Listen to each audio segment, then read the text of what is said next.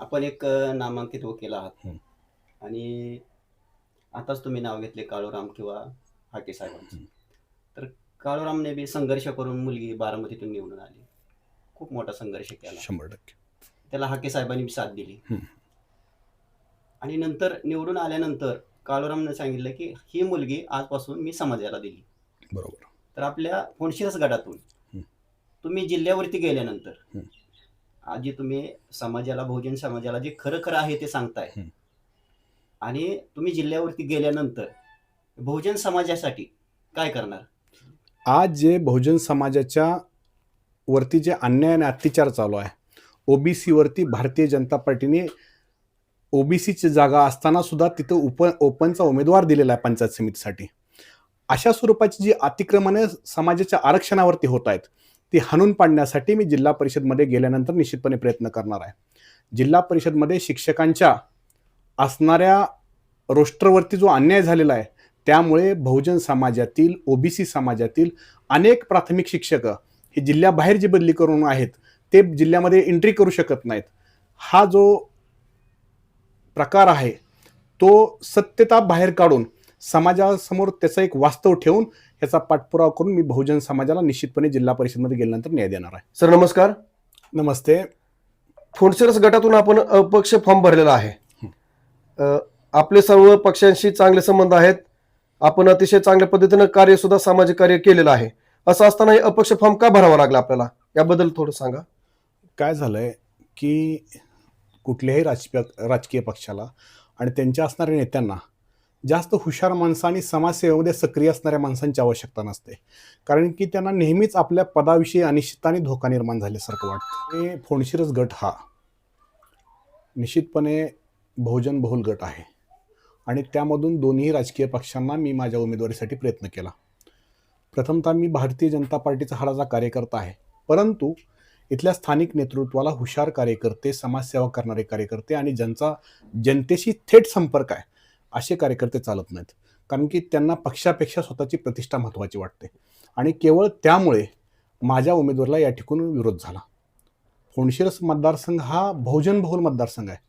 त्यामध्ये 90% हे दलित, ओबीसी आणि मुस्लिमांची संख्या आहे आणि त्यातली त्यात धनगर समाज हा या मतदारसंघामध्ये 70% प्लस आहे.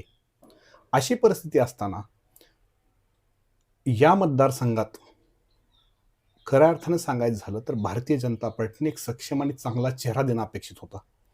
परंतु ज्यावेळी समोरून मोहिते पाटलांची उमेदवारी निश्चित होते, असं असताना या मतदारसंघामध्ये भारतीय जनता पार्टीने एक नवखा चेहरा त्या ठिकाणी दिला, जो चेहरा समाज माणसामध्ये कुठेही आजही दिसत नाही. आणि समाज माणसामध्ये एकच चर्चा आहे की भारतीय जनता पार्टीने यामध्ये काही नुराकुस्ती किंवा सेटलमेंट केली आहे का, असा आरोप सर्व ठिकाणी होतोय. आणि त्यामुळं या ठिकाणी ओबीसीचे नेते आमचे लक्ष्मण हाकेसाहेब यांना ज्यावेळी मी ह्या गोष्टी कानावरती घातल्या, त्यावेळी त्यांनी आम्हाला सांगितलं की निश्चितपणे आपल्याला ह्या सेटलमेंटचा तीव्रपणे विरोध करून आपल्या समाजाचा असणारा मतदारसंघ आणि त्याबरोबरच ओबीसी, बहुजन आणि मुसलमान जे 90% आहेत त्यांच्यासाठी सुरक्षित असणारा मतदारसंघ या राजकीय सेटलमेंटमध्ये कुठल्याही धनदानग्याला किंवा घराणेशाही असणाऱ्या पुढाऱ्यांच्या हाती जायला नको, या लांडग्यांच्या हाती जायला नको. त्यासाठी आपल्याला निश्चितपणे संरक्षण करण्यासाठी आपल्याला स्वतःहून ती कमान माझ्या खांद्यावरती त्यांनी दिली आणि ती कमान मी यशस्वीपणे सांभाळण्यासाठी आता प्रयत्न करणार आहे. फोडशिरस गट म्हणजे धनगर बहुल गट आहे. तिथे धनगर समाजाची संख्या जसं आता आपण सांगितलं की निर्णायक संख्या आहे. तर आता आपण मतदारांसमोर जाणार आहात आणि हे सेटलमेंट आता आपण बोलून दाखवली. तर मतदारांकरिता आपलं काय आव्हान असणार आहे? मतदारांना मी आव्हान करणार आहे की अशा सेटलमेंटला आपण हाणून पाडणं गरजेचं आहे. जर हा मतदारसंघ जर एकदा बहुजनांच्या हातातून निसटून गेला तर पुढची 20 वर्ष ह्या बहुजनांचा आत्मविश्वास तयार होणार नाही. आणि लक्षात घ्या, ही जी सेटलमेंट आहे ती 2 राजकीय पक्षांची नसून 2 राजकीय वैरी तुमच्यासाठी एक झालेत हे लक्षात घ्या.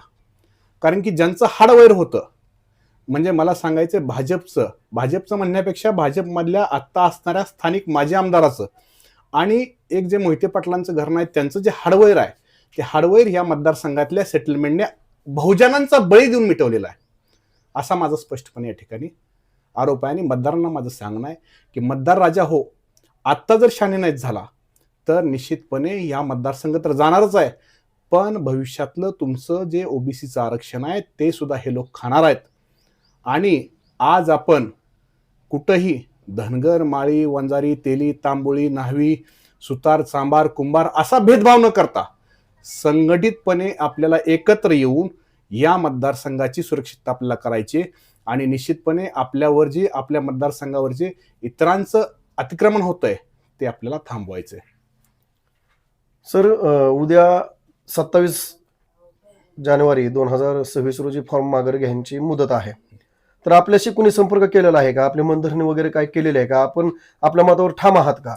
मी माझ्या मतावरती ठाम आहे. माझ्याकडे दोन्ही पार्ट्यांचे संपर्क झालेले आहेत, पण तरीसुद्धा मी माझ्या मतावरती ठाम आहे. कारण की मी असा कार्यकर्ता आहे जो मी एकदा माझं मत निश्चित झालं. बाबासाहेबांनी एक वाक्य बोललं होतं, अशा दिडदमडीच्या पायी माझा समाज विकणार आहे नाही. त्या उक्तीप्रमाणे जे काय होईल ते निकालानंतर होईल, परंतु बहुजनांच्या मतदाराचं आणि बहुजनांच्या या मतदारसंघाचं संरक्षण करणं ही माझ्यावरती जबाबदारी आहे. आणि ती मी जबाबदारी माननीय लक्ष्मणराव हाके यांच्या नेतृत्वाखाली, माननीय काळूरामजी चौधरी यांच्या नेतृत्वाखाली यशस्वीपणे पार पाडणार आहे. आणि या मतदारसंघावरती ओबीसीचा झेंडा, बहुजनांचा झेंडा, मुस्लिमांचा झेंडा या ठिकाणी मी फडकवणार आहे. सर, शेवटचा प्रश्न. फोंडशिरस गटामध्ये अर्जुन सिंह मोहिते पाटील, माजी सभापती पंचायत समिती माळशिरस, यांनी सुद्धा फॉर्म भरलेला आहे आणि त्यांनी त्यांचाच फॉर्म गुरसाळी गणात सुद्धा भरलेला आहे. तर त्याबद्दल थोडंसं सांगा. की मला निश्चितपणे असं वाटतंय की फॉर्म काढण्याची मुदत ही 27 तारीख आहे. मी त्याबद्दल आता काय वक्तव्य केलं तर त्याबद्दल वेगळा अर्थ काढला जाईल, पण मी एक विश्वासन तुम्हाला सांगतो की अर्जुन सिंह मोहिते पाटील हे फोंडशिरस गटातून फॉर्म काढून घेतील. कारण की त्यांनी बहुजनांची दहशत घेतलेली आहे आणि त्यांना हे माहीत झालेलं आहे की आजच्या काळातील बहुजन, ओबीसी आणि मुसलमान हे जागृत झालेले आहेत आणि इथून आपल्याला काढता पाय घेण्याशिवाय पर्याय नाही, नाहीतर खूप मोठ्या फरकाने त्यांचा पराभव या ठिकाणी होणार आहे. कारण की त्यांना असं वाटत होतं की बीजेपी बरोबर सेटलमेंट केल्यानंतर आपला विजय सुकर आहे, परंतु त्यांचा विजय या ठिकाणी सुकर होऊ शकत नाही. कारण की सामान्यातला सामान्य माणूस, तळागाळातला माणूस, तळागाळातला मतदार यांनी याविषयी विचार केलेला आहे आणि पाठीमागच्या 5-6 दिवसापासून याविषयी मतदारांमध्ये उलटसुलट चर्चा चालू आहे. त्यामुळे त्या चर्चेचं उदाहरण एवढं आलेलं आहे की अर्जुन सिंह मोहिते पाटील हे फोंडशिरस गटातून फॉर्म काढून घेऊन आपला पाय तिथून काढतील आणि त्यानंतर परत तिकडे त्या मतदारसंघाकडे येण्याचा प्रयत्न करणार.